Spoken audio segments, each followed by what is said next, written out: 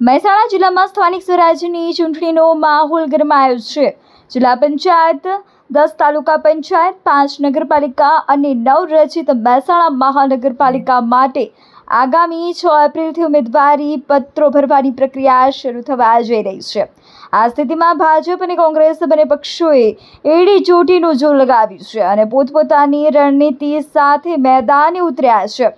આ ચૂંટણીમાં કોંગ્રેસ ખાસ કરીને ખેડૂતોના પ્રશ્નો, જમીન માપણીમાં અન્યાય અને મહાનગરપાલિકાના 13 વોર્ડના સ્થાનિક પ્રશ્નોને હથિયાર બનાવી રહી છે.